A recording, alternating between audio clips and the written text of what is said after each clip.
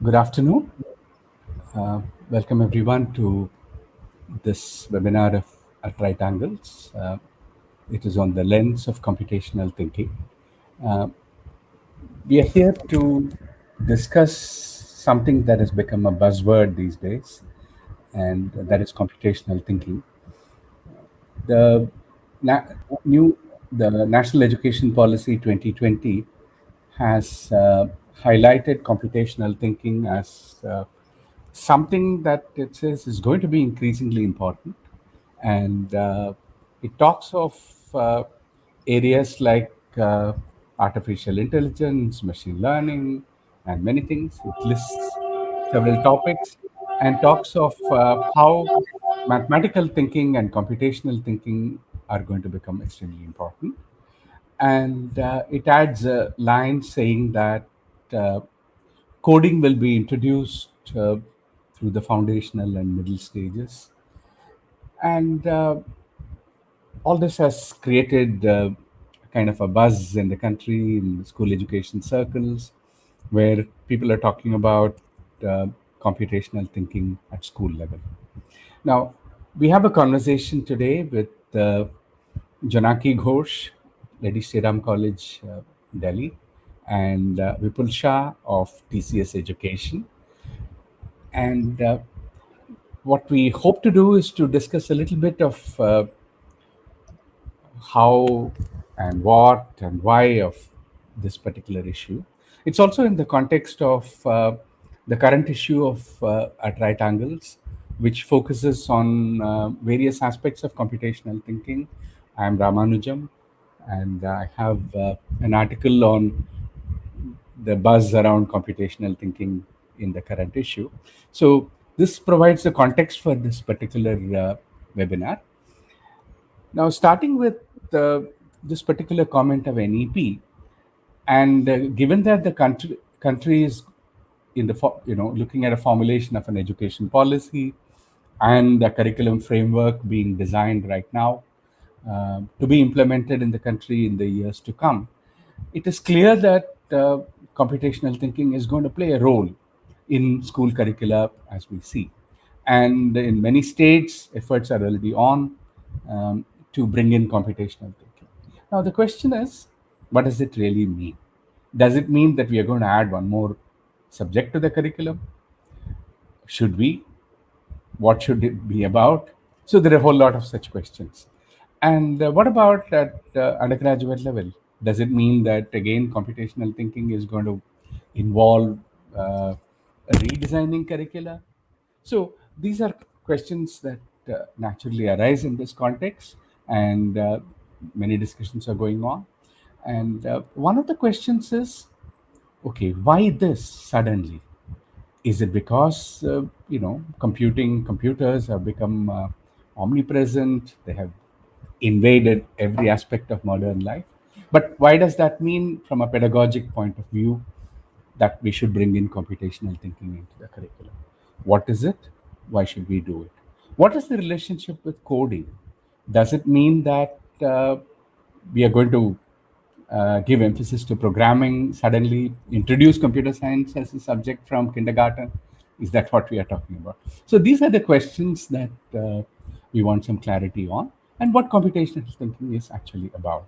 And so, Vipul, what is your reaction to this idea of computational thinking from NEP and the buzz that's created around it? How do you think the reaction is currently, and what is your own response to the kind of reactions that you see to this? Thank you, Jam, for the introduction, and hello to everyone. Good afternoon. And I think that's a very interesting question you asked, Jam. What is the reaction? I think there's a lot of confusion that I see amongst people. Exactly. It starts with, like you mentioned, what really is computational thinking? I think there is that needs some more clarity. I think it means different thing to different people. And what I'm seeing is that it is also presented as different things to different people. And it's not just in the Indian context. I think this is what we are seeing around us.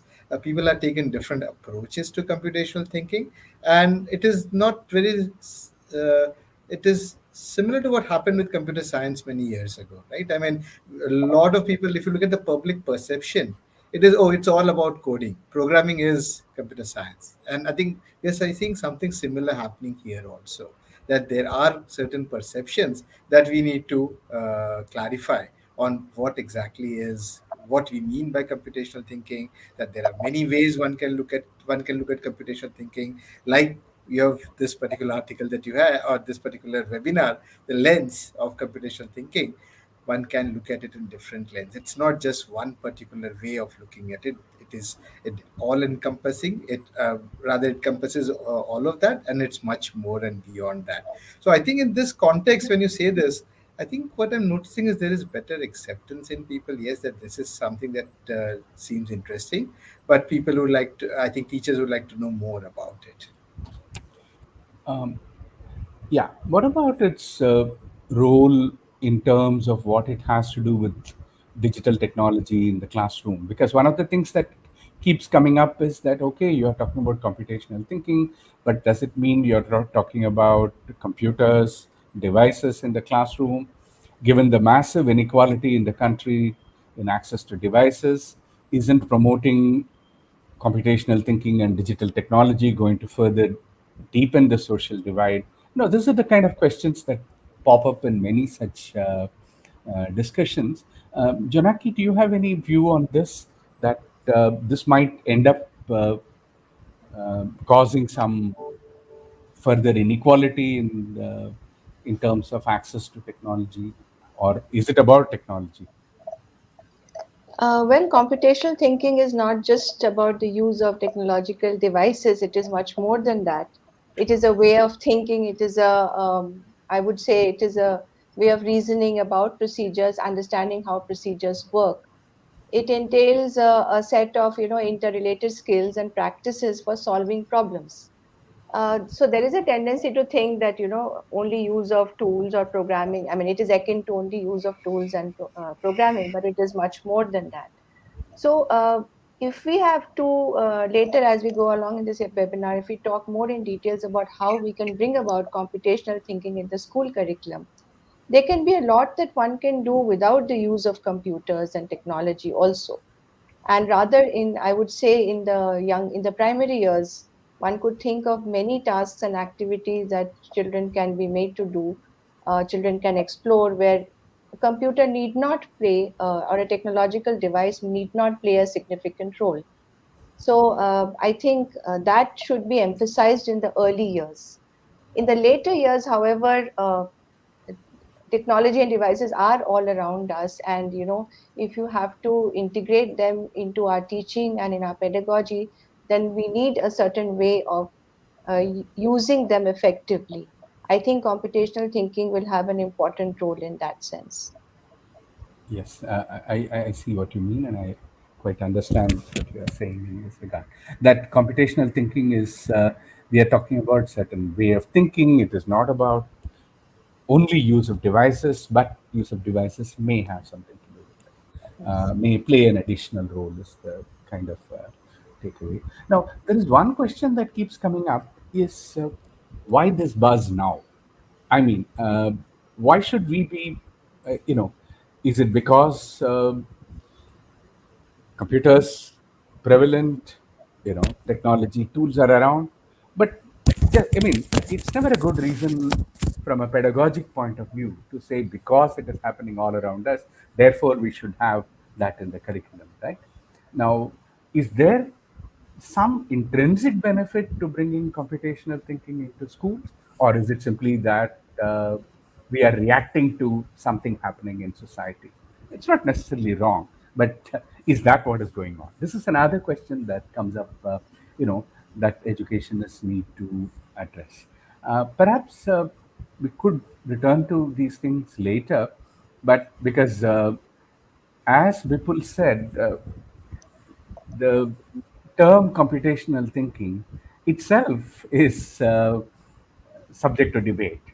It looks like several people have several things in mind when they use the term computational thinking.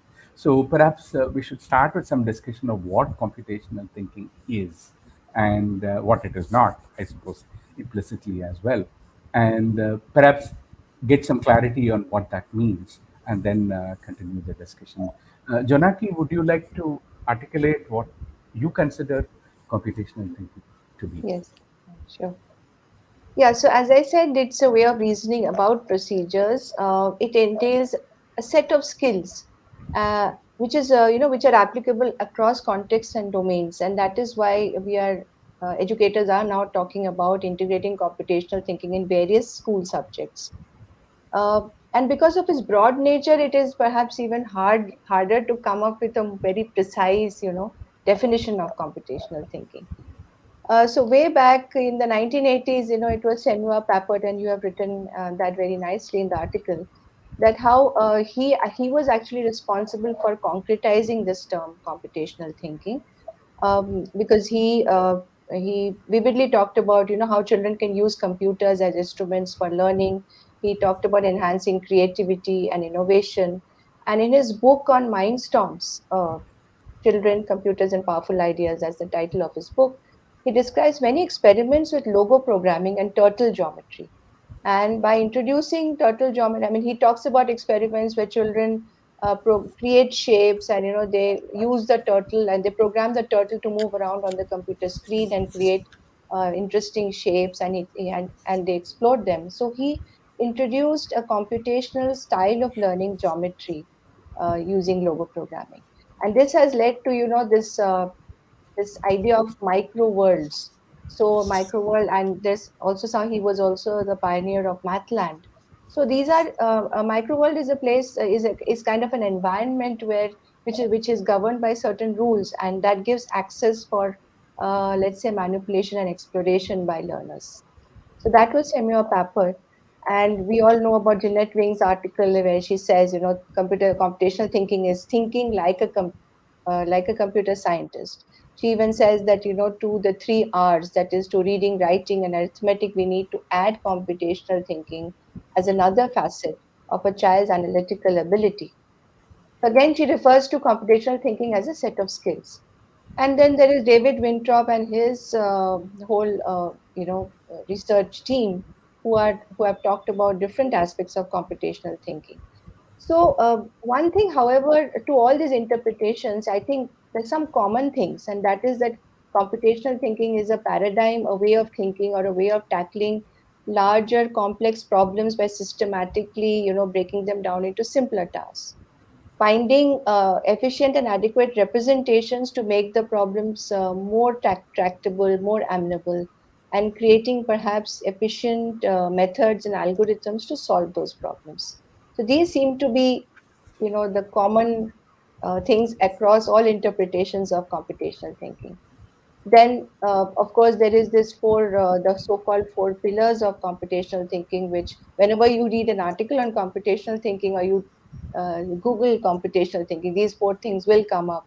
That is the four aspects of decomposition, pattern recognition, abstraction, and algorithmic thinking. The, So then it refers to, Janaki, may I interrupt? I want to yes, ask, please. why should we, formulate solutions in a way that computers can implement them?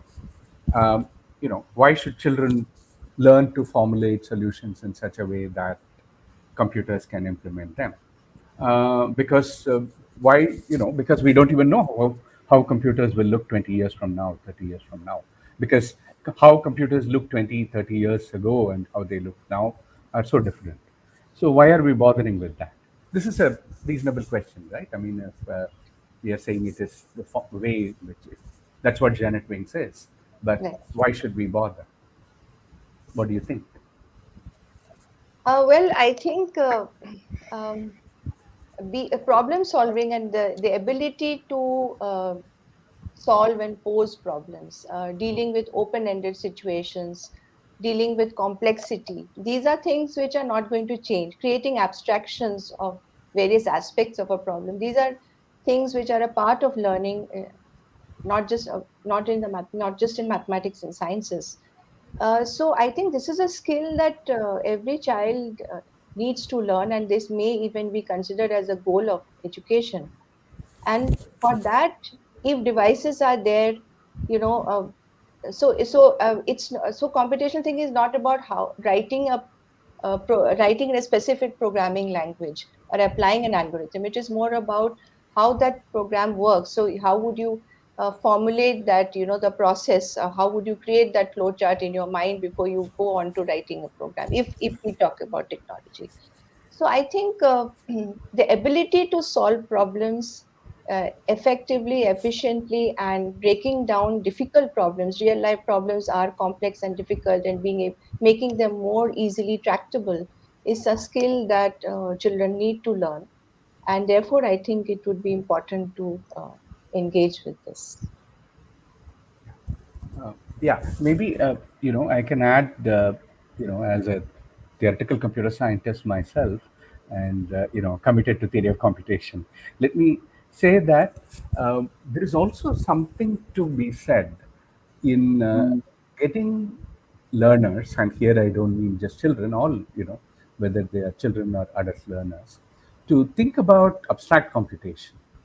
I think there is a, when you start looking at, something like I want to add 57 and 32 and 43, right? The fact that you automatically group 40, 57 and 43 in your head first, getting 100 and then adding the rest. This is nothing to do with computers and programming languages. It is just that you do it in a way that's convenient for you. If you are the computer, right? Yes, If as a human being, you do what is good for the human being, right? If you're, of course, if you have a different device on hand, which is more powerful, you do what is, best for that. So I think perhaps this idea that you're not only talking about solving by computer, but solving by any computer for yes, any time. I think there is something probably very liberating for a student to hear that. So what you said about procedures, comparing procedures. Normally, when you say appropriate for a computer, what we mean is by any computer, any day. Right. So I think perhaps that brings to back to Tappert again, who when he talks about all this in the context of mathematical explorations. In fact, Tappert's idea of computational thinking was use programs to give a concrete representation to something abstractly that you might do in mathematics. Yeah. So I just thought that that Can dimension I, is also let's something that. Can I add something to what has been said Yes, please. earlier? Of course. Yeah, yeah, Yeah. yeah. So actually, what the question you asked, Jonaki, reminded me of something I'd read, something which Nuth is said to. It's something that he's been, says he has said. I think it was something like machines are dumb, and by expressing a process as an algorithm, I think it kind of forces an precision, uh, and it kind of it leads to a deeper understanding of what we are trying to do. I think that I found very interesting, because what you're saying is if you are able to communicate with a device that doesn't understand us, it leads to us thinking more precisely. And I think this is not very different from, see, one part of that comment was from Janet Wing's statement was machine. There's another part which talks about human who can also understand this, right? yes, And I think, are we able to communicate well with humans as well? Are we precise in that? And if you allow me, I'll just use an anecdote here, which I like to, is we ask people for directions probably every day. And are we ever happy with the directions we get? And this should be so simple, right? Because we do this in, day out. And what are the reasons we are not able to express this? It has to do many things with, and why is Google Maps able to do that well? And it has many things, including the language, but a lot about precision. And I think that is very important here that I just wanted to highlight. Wonderful, wonderful. Thank you very much. I think you know precision in the language is something that's uh, essential in what we are talking about. So, Jonaki, you were talking about the um, list of skills that Janet Wing talks about. Perhaps I think these are also related, right? I mean, the kind of thing that we were talking about. That when you talk about decomposition or these, it's not about particular computers, programming languages, or particular devices at all, right? yes, it is a way of thinking and a way of communicating as well as Vipul was pointing out. Yeah, Right. please go on. Sorry. Yes. In fact, uh, as we said that the ability to deal with open-ended problems and representing ideas in computationally meaningful ways, doing dabbling with different ways of representing a solution or a problem itself. So all these are aspects that are common to what various researchers or people have said about computational thinking. And when you asked about why should children be taught, I mean, why should there be computational thinking in the curriculum in some form? Perhaps even in day-to-day life, like people gave a nice example of the map and the direction. So, right, when you want to explain a route to a friend, you draw a map. Even that requires computational thinking. When you're planning, a buffet for a wedding or for a conference, and how many counters will there be, what will be the menu, what and how much to order. And there was a similar example even in the article. So that also requires a lot of planning. It requires precision. And if you're standing in a queue at a bank or in the supermarket where there are multiple servers and multiple queues, and you have to decide which line to join. So there's a decision to be made without really realizing. I think we are employing computational thinking in our day-to-day life. So definitely, I think that could be may be cited as a good enough reason to include computational thinking in the curriculum. But it has been around for some time. The buzz is now, but it is not a very the computational thinking has been around. It's just that more recently educators have become aware of it and have been talking about the skill sets that it entails and why it would be helpful, not just in subjects of mathematics and science, but in all subject domains. Nice. And what about the emphasis or the accent on coding that seems to come along with discussions in computational thinking? Um, what does it mean? How does introducing programming or coding help the kind of abstract skills that Jonaki has been just discussing? What about uh, an emphasis on data, studying or organizing data? How does that help this kind of skills? Maybe Vipul, would you like to address this question? Sure. So I think it's a very interesting, very important question that you ask, Jam. And specifically now, and in this context of the previous question, where you're asking why should we be looking at CT and why should we be teaching CT, I think most of us now realize that algorithms are largely ruling our lives, right? Everything from for kind of influencing what we buy, what we consume in terms of information, whether it's on social media, what do we watch for entertainment. All of this is algorithms who are ruling this. There are algorithms who are deciding what we should be doing based on our interests. And what is the central thing underlying this? That is data. I just had some numbers which I wanted to share with the audience. I mean, everybody will talk about data is the new currency, but what does it really mean? There are some numbers you will find which talk about, which say that 90% of the world's data has been created in the past 2 years, and all this was pre-pandemic. I'm sure pandemic changed quite a bit of that. Just to set a context, how many emails do you think we send out every day? We are what about close to 8 billion people on the planet? We're sending out something like 36 emails per person on the planet, which is about 300 billion emails every day. And just think of the humongous amount of data that is being generated. And WhatsApp is favorite for us Indians, right? I mean, all of us on WhatsApp. We're sending out 65 billion messages on WhatsApp every day. What does it mean in this age, world and age? What do we do with this data? How do we reason this data? Because there are a lot of claims that we are going to, which our students are going to come across, right? How do they verify these claims? What is true? What is false? Rather than blindly believing them, there's a whole lot of work being done on identifying deep fakes. So the essential point here is that in an algorithmic world, I think we are writing programs to query on. Programs are tools that are there to answer questions, queries, and what kind of questions do we want to ask? And I think that is something that we can look at from data perspective.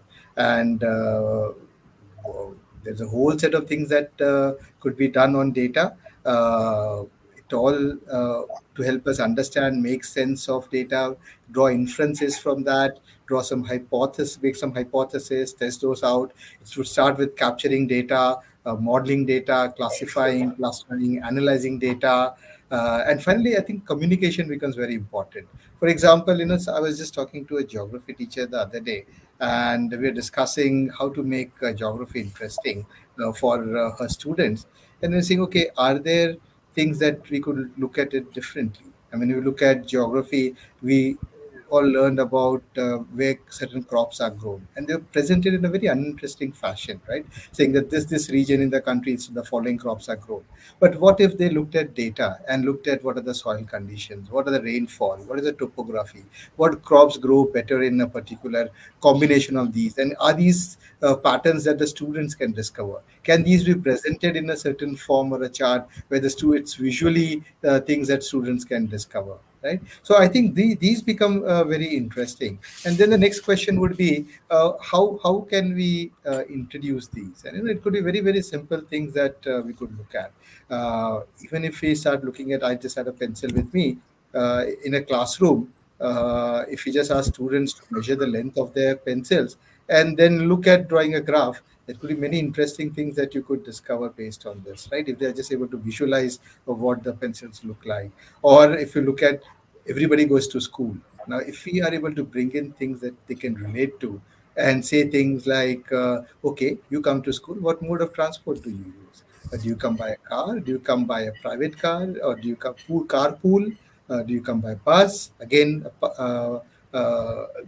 school bus or a public bus? Do you walk to the school? Do you cycle to the school? It'd be very interesting to have them gather all this data and then try to draw some visualization, some graphs, some charts on this, and then be able to ask various questions on it.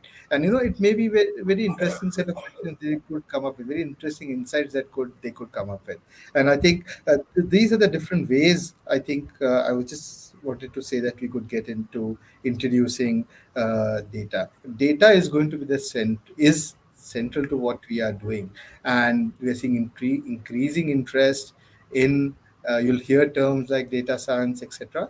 But I think data is, as I said earlier, the currency, and a lot of what computational thinking enables is how to take this data, analyze it, make inferences based on this, and use this inferences to come up with solutions. Uh, so, would it be okay to paraphrase what you're saying? Is as when Jonaki was mentioning reasoning about procedures as being central to computational thinking, um, perhaps we can modify it and say that reasoning about data is another side of the coin, as it were. That reasoning about data and reasoning about procedures are, inextricably interlinked. Right? One can't really separate out the two, and that duality, understanding that also is an essential part of computational thinking, because data arises from many different contexts, and how we organize them. The very fact that you organize it is already a computational principle. Like I said, even in the case of regrouping numbers for adding, that's really organizing data already, isn't it? And so that this kind of reasoning is what we are talking about. And so perhaps we should ask, what are the curricular implications uh, in all this discussion? Um, in terms of, if we are talking about such understanding of computational thinking, what does it mean? What are the elements that we would like to see in curriculum? Now, there is a particular reason for asking this. One is that if we are talking about procedures, right? Children learn all kinds of procedures in school, right? There is a question that Ravi has posted on chat. about all this. What does it mean? Because long division in primary and middle school, right? Fraction arithmetic is something that you spend a lot of time in, you know, primary school. You do integer arithmetic in middle school, much to the agony of a lot of children.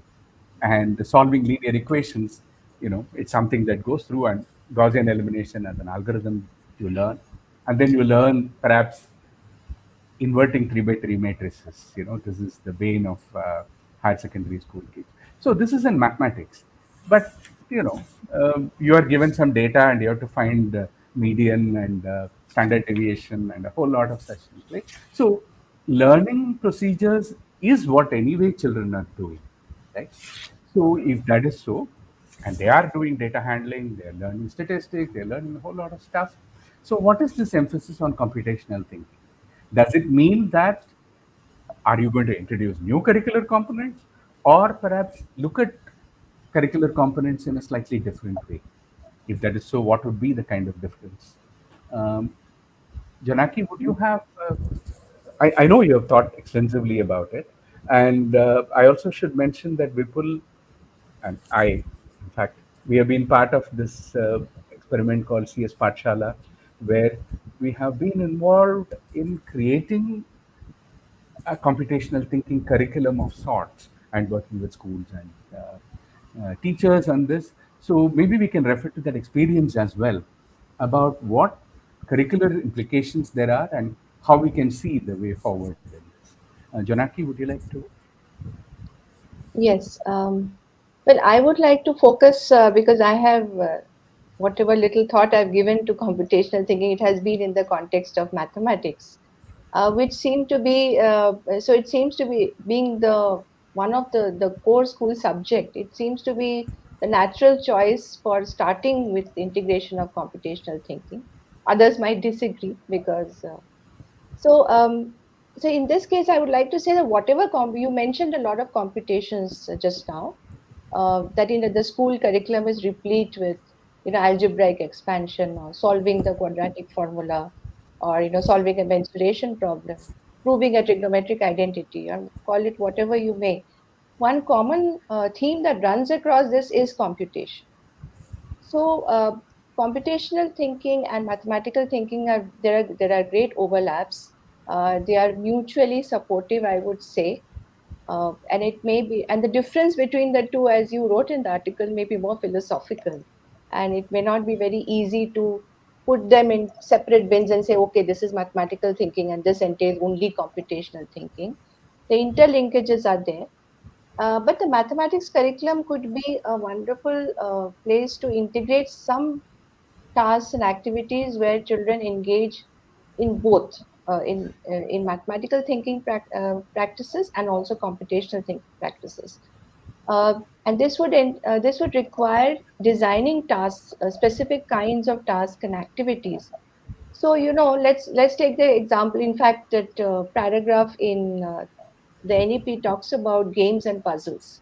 So games and puzzles themselves could be, you know, excellent ways of integrating computational thinking. So when you are playing a game, instead of just playing the game, you could be analyzing what would be a winning strategy. For example, if you take the game of Nim or tic tac toe or whatever, so it's a two people game. So what would be winning strategies, and which player has the winning strategy, and what kind of moves would lead to a winning strategy? Or if you look at the very popular Tower of Hanoi, I mean, of course, it is to do with a certain number of moves to shift the disc from one peg to other. But one could also create a lot of interesting counting problems which arise out of this puzzle. If you look at Sudoku, one is, of course, people are very excited about, those who are addicted to Sudokus are interested in solving a Sudoku puzzle. But counting the number of solutions for a 9 by 9, it would be very hard. But for younger children, can engage with counting different kinds of solutions for a 4 by 4. And if you look at Conway's Game of Life, these are very four simple rules which lead to such interesting patterns.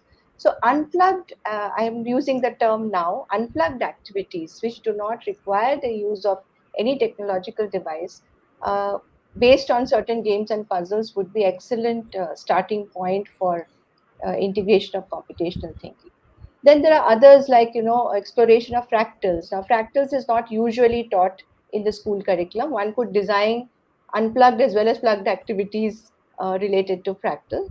Fractals connect algebra and geometry. They enable students to engage in processes of generalization, recursive thinking, iteration, visualization, which are very important for mathematical thinking, developing mathematical thinking. Through fractal activities, children can explore basic concepts which they learn, such as area, perimeter, and then they go on to higher level concepts such as what is self similarity, because fractals are there in nature and it's all around us. So they would be looking at a different kind of geometry, a geometry different from Euclidean geometry. More importantly, computational thinking in mathematics and even otherwise, but particularly in mathematics, would entail the use of multiple representations. That representing an idea or a problem pictorially, numerically, graphically, symbolically, what they say the rule of four.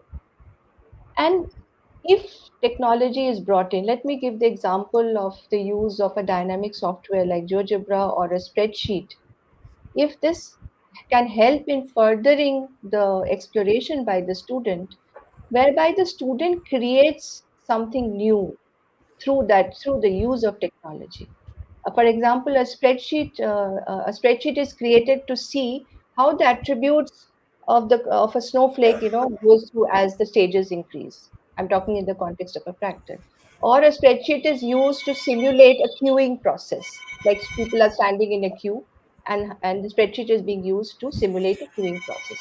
I think technology should be used for doing those things which simply cannot be done by hand, and if we use technology that way, then it would be a good way of linking mathematical and computational thinking.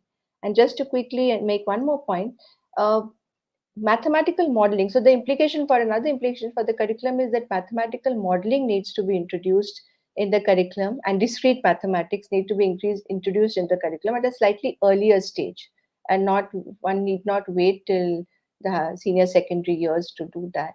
And my experience has been that when children work on modeling activities, especially projects which range over a longer period of time, they learn a lot of mathematics, and they do land up engaging in both what I understand, both as mathematical and computational thinking.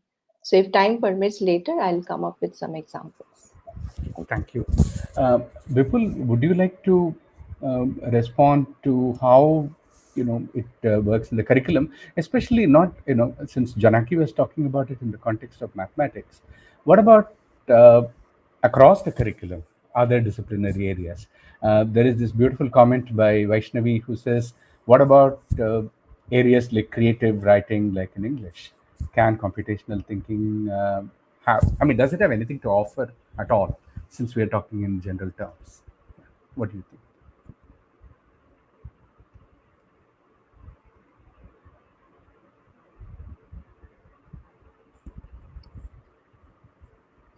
I think you're I'm on mute. sorry, I was on mute earlier. I just realized that. Sorry about that. Yeah. So I think what I'd like to just say one thing. There are many methods that offer, but what computational thinking also offers is a structure, and it offers a structure to the way of thinking. So two things I would like to talk about. One is in this context of what you asked. Let's say creative writing. Let me just extend that a little bit and say there are several ways that students write. In creative writing, it could be as simple as let's say an essay or a composition that they have to write in a classroom, right? I think all of us have done that. And very frankly, I don't ever recollect ever being taught on how to go about doing that. But could we bring a structure to it? Can we get students to think in terms of a structure, saying, "Oh, would it help if you are able to help gather your thoughts, if you're able to think from terms of that uh, every essay could have a beginning, it could have an introduction, it could have a body, it could have a end, and what could be the points that you could cover that as just to give a structure to their thoughts, right? If you're even able to do that, I think they may be able to express themselves better, and rather than being muddled in their thought process and being all over. There are a few students who are able to do that very well without any help, but there are many who need that, and this kind of a thing can provide structure by saying, oh, there are elements that you could introduce that, and that those elements could help you. Same thing if you extend it further to, let's say, you are creating a a newsletter for your school. And so, how do you go about going with the newsletter, right? I mean, a newsletter would have many elements. You will have to start with, first of all, from the creation perspective. There will be some creative parts to it in terms of how is a newsletter going to look like, what is going to be the structure of the newsletter, to what kind of articles do you want to include in those, to where those articles appear, how do you get those articles, who's responsible for those articles. So again, this is one area which I thought that computational thinking could also lend itself quite well in terms of decomposing this particular problem of writing a newsletter or an annual report that is being created, and helping work on different parts and focus on appropriate parts of that. I wanted to add one comment to, I think, the earlier question as well, Jam, if I Yeah, yeah, may. please. So, Yeah, and please. I think this was in that context, though it was in the context of math, and I really like the examples with Jonaki brought out. And I wanted to share anecdotal comments here. I mean, we do have, through the experiment that Jam spoke about, CS Pathshala, have been looking at using puzzles and games like tic tac toe. And what we do is we ask students to play tic tac toe, but note down each of those games, see what are the positions at the end of it, analyze those, and then come back and see which ones led to the winning positions, and then formulate what could be the way one could start playing those games, right? So you start off playing, you don't really know what the game is, you know that this is how you have to win, but looking at these games, you observe and analyze and do that. And there are students who are already doing these kind of things. I mean, I can talk a lot about Sudoku because that's one of the most popular games, but I think I'll pause here. But essentially, I wanted to say, at least in many subjects, including languages and the way it's expressed, we could find meaningful ways in through which this could help us think structurally. Yeah. I think there are many questions that we should address since given the time. There is one question which is like a package of two or three questions together, is really that if you're talking about thinking like a computer scientist, then there can be 100 things that may be relevant. Are there specific ones that you want to emphasize on? And I think I would say this is partly answered by what Janaki was talking about, that Janet Wing picks out certain things from what computer scientists do, namely decomposition, pattern recognition, articulation in a particular way. Um, Vipul was already talking about what it means to organize thoughts, organize data, and so on. So I think these okay. Yeah. So I was picking up the question on what different types of things that computer scientists do, and the as for keeping up with what happens in industry and what happens in this, I think when you probably that's not something that you want to burden school curriculum at all with. I think I hope fervently that school curriculum will be, decided on pedagogic principles and not on advent of what is happening in the industry. I don't know whether Janaki or Vipul would like to respond to any of these. Uh, No, yeah. I absolutely agree with you on that, Jam. I think this is one thing which I've seen often mentioned to me, that, oh, but the industry needs this specific, and it comes down to specific programming languages as well. It's not just about the skills, but it even boils down to, oh, these are the languages that are in vogue today, and these are the ones which we should be teaching our students.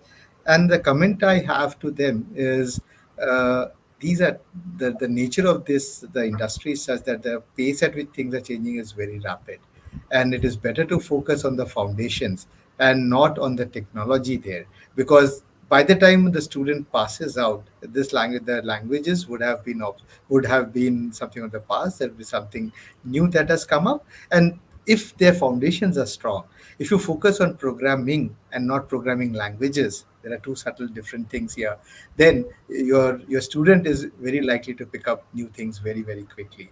I mean, the foundation are going to last them for decades, whereas the technology may be obsolete in a few years.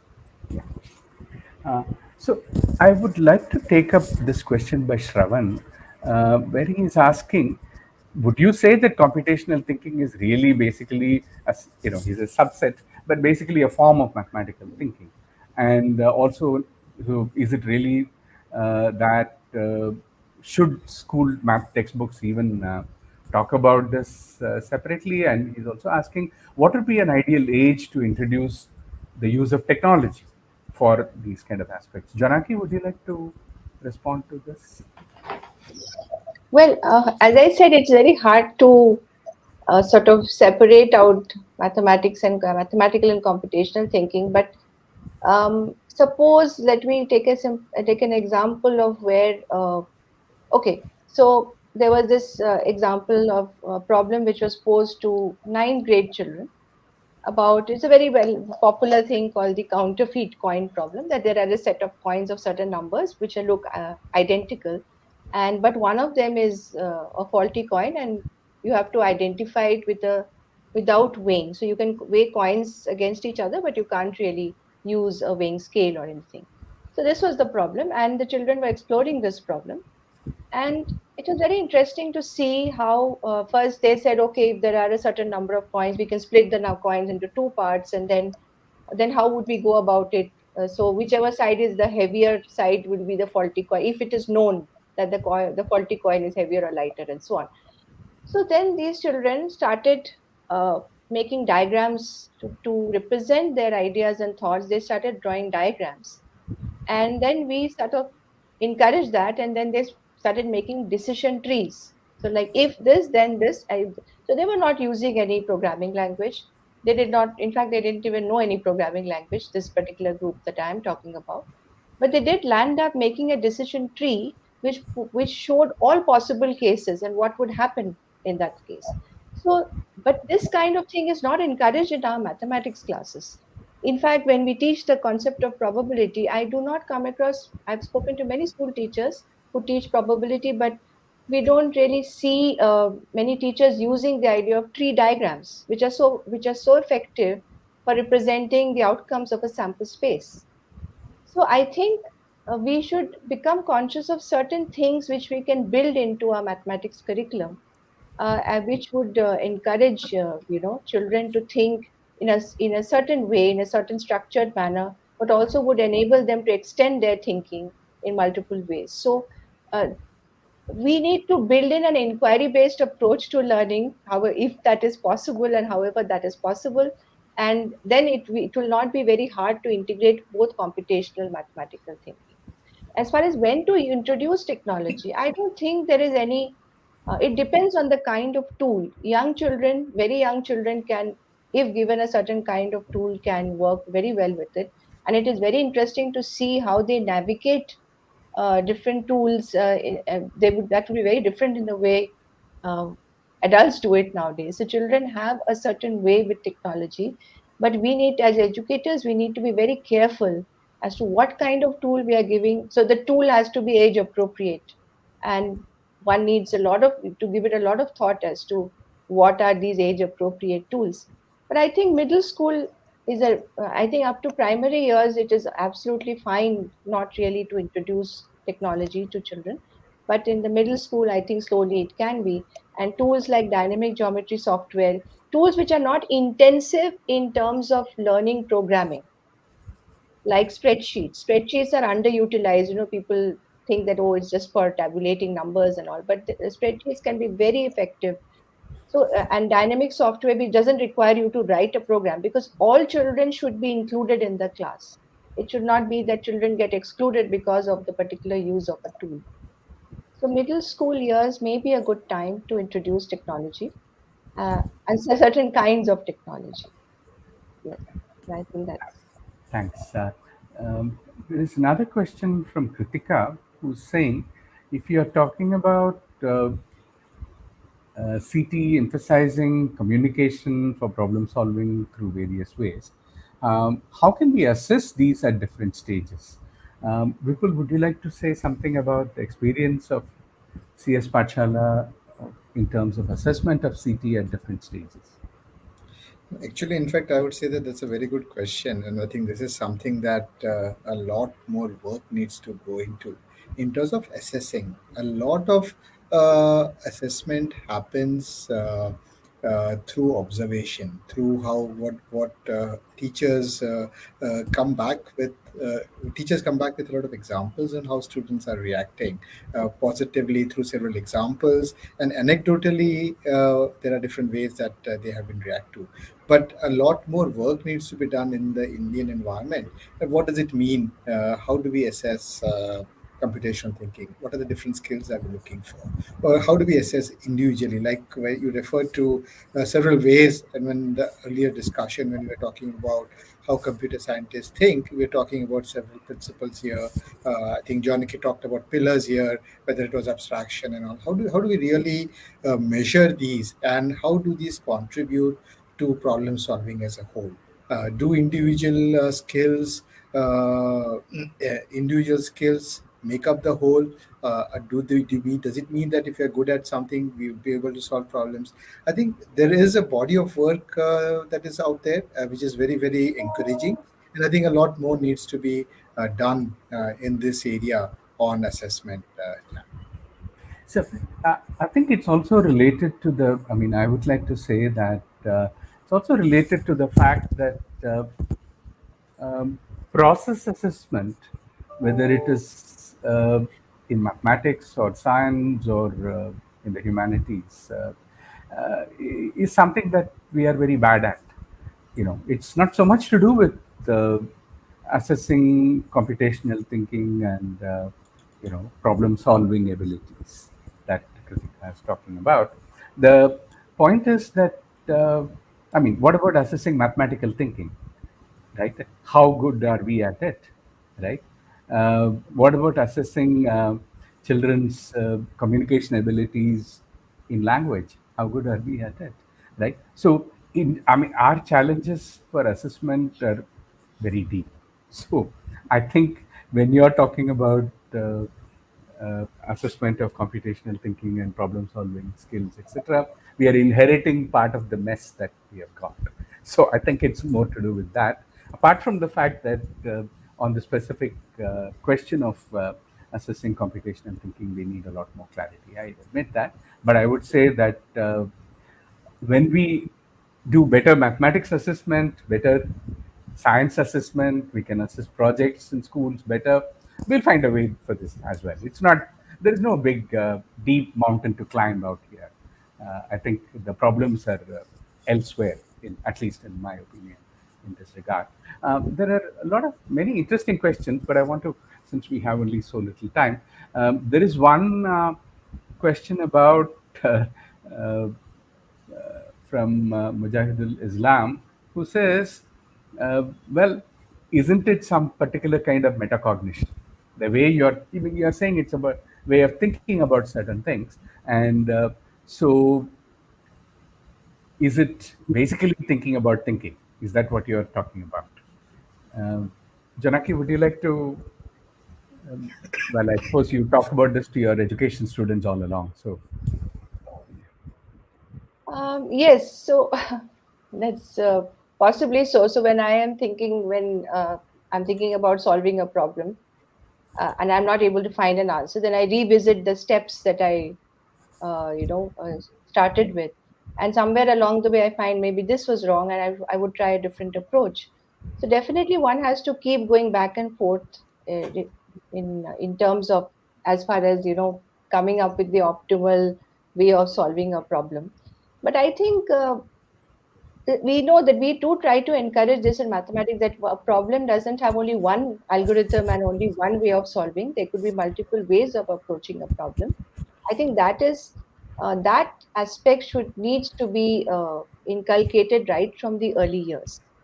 And someone, I think before, also asked about that, can we categorize the two? As I said, it's difficult to categorize mathematical and computational thinking and separate them out. But just let me give again an example, that when children were exploring, let's say they were exploring they were drawing this, they created their own fractal pattern, and they were studying the growth patterns, basically, because it's a growth process. So they were counting the number of line segments, they were calculating areas across stages, and they saw certain patterns there. So mathematically, they can analyze that. They can algebraically they can try to generalize and find the nth term and so on. But when they had to create the same thing, they had to, because in a fractal there are multiple stages and you don't know what the fractal looks like at stage 100. So you can just pull out a spreadsheet and fill in the numbers. But what will you fill in the spreadsheet? What will you insert in the cell? Which formula will you insert? Which condition will you insert so that you get the right output? Now, this is, of course, there is programming involved. It's a very simple level of programming. It's not lines and lines of complicated code. A simple if condition. How does an if condition work? And what attributes of that condition would lead to what I want? I think that is a little more than very precise mathematical thinking. Maybe we can call that aspect little more of computational thinking, where we are thinking about what is the product that we can create on a technology device which will help us explore the problem even further. Because the moment we create a spreadsheet, we get insight as to what is happening at very high stages, or what is happening at the steady state. For example, in matrix computations, there was this problem in genetics that students of grade 11 and 12 were working with. They were trying to see how genetic traits are transmitted from one generation to the next and what would happen in the long run in the steady state. So they had to do matrix multiplication. They knew how to do it, but you can't multiply a matrix 20 times. So a simple code in a spreadsheet just does that instantly. And the insight that they got, that look what's happening after 10 generations, what's happening after 20 generations. So, so I think coding to some extent is important, because if we don't use these tools, we will not be able to. But we should not use the tools for doing regular calculation work, but something which can help give insight into the deeper insight into the problem. So, I mean, I would like to, I agree with you. I would like to respond to uh, Mujahid by saying that, yes, of course, it's metacognition, but what particular kind of metacognition are you talking about? I mean, the quote that, I mean, he quotes Papert and it's very beautiful, and I don't want to, deprive our audience of that beauty of that quote, where Papert says, you can't think about thinking without thinking about something. I think it's a beautiful quote. So, and he's right. Now, the only thing is, as Jonaki said, when if there is only one way to solve a problem, and that's all, and you know it or not, it's not particularly interesting, is it? What is fun is when there are many ways of doing it, and not just many ways. My way is better than yours, right? If we start talking that, okay, and much better when we say that, this way is better in this context, right? So if we start talking like that and thinking like that, I think it's metacognition, but reflective of computational thinking, right? And this is also relevant to curriculum, current pedagogical practices, and so on, because almost all our education, I mean, I can confidently say it, looking at it from school perspective to all the way to PhD, right? I mean, all our education, forget primary school, undergraduate, postgrad, it doesn't matter. Everywhere we are tuned to answering a particular question in a particular exam in a particular fashion, right? Answering questions in one specific way and memorizing that way is what our education system brilliantly stands for. So when we are talking about storming that bastion, right, saying that it's not about one way, there are multiple ways, and which way is good when, you know filling that cell, what goes on in your head, that is what we are talking about, not you know mastering one method to a question or one answer to a question and reproducing it, right? So I think we are starting at a level where computational thinking or these ways of comparison, showing in what context, etc., bringing all that, I think, is very important for our curriculum. Sorry to make an advertisement pitch in the middle of the discussion, but yeah, Vipul had something to say on this, I think. No, no, no. I think I like the point you were making, Jam. Yeah. Supporting So that. the Shravan also has this request for technology-based tools which can be used in schools and also for math at large. You already mentioned spreadsheets and so on, but what kind of tools would be relevant here? Uh, we're almost running out of time. So, Jonaki, would you like to respond to that before we come to the concluding page?